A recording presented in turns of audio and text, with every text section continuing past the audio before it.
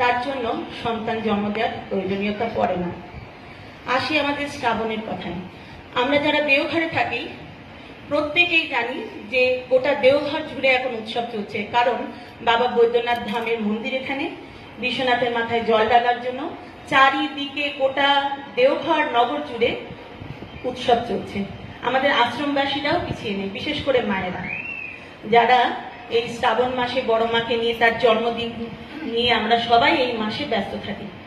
নানান রকম অনুষ্ঠানাদির দ্বারা, মাতৃ সম্মেলনের দ্বারা, গান সংকীর্তন সবকিছুর দ্বারা আমরা বড় মাকে নিয়ে আমরা সবাই ব্যস্ত।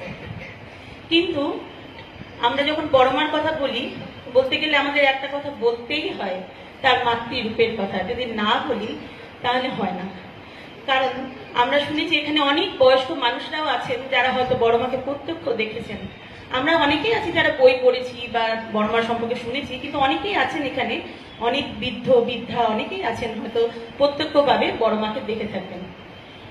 অনেকের কাছে শোনা যে একবার তাদের খুব ফুটবল খেলার শখ হয়েছে, কিন্তু সেই সময় তো মানুষের হাতে এত পয়সা কড়ি ছিল না। তখন তারা কি করবে, কে বা তাদেরকে সেই যোগান দেবে ফুটবলের? তখন তারা নিরুপায় হয়ে সবাই এসে নাকি বড় মার শরণাপন্ন হলেন। বড় মারও সেরকম তখন পয়সা কড়ি নেই। যাই হোক, বহু কষ্ট করে তিনি একটা ফুটবল নাকি জোগাড় করে দিলেন। কিন্তু এই যে জোগাড় করে দিলেন, তাতে বড় মার ফুটবলটার প্রতি কোনো স্বার্থ নেই।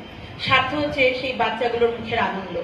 এবং অনেক বৃদ্ধাদেরও আমি বলতে শুনেছি, যখন তারা পাবনা আশ্রম থেকে যখন দেওঘরে এসেছেন, তখন তাদের দুবেলা ঠিক করে খাবার জুটত না, অনেক রকম অভাব অনটনের মধ্যে দিয়ে যেতে হয়েছে। কিন্তু তখন পরম পিতার ভোগের পরে যে খাবারগুলো থাকতো সেগুলোকে সব মেখে টেখে বড়মা রেডি করে খুব সযত্নে ডাক ছাড়তেন, কইরে তোরা।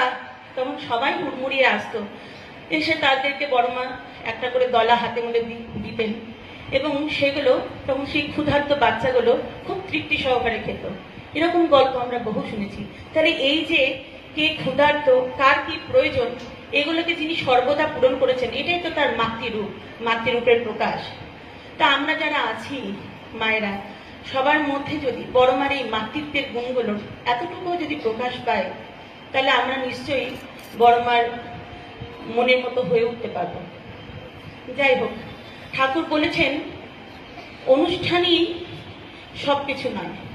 আমাদেরকে শুধু অনুষ্ঠান করলে হবে না, আমাদেরকে নিজেদেরকে পূরণ করে চলতে হবে। কি তার জন্য সন্তান জন্ম দেওয়ার প্রয়োজনীয়তা পড়ে না। আসি আমাদের শ্রাবণের কথায়। আমরা যারা দেওঘরে থাকি প্রত্যেকেই জানি যে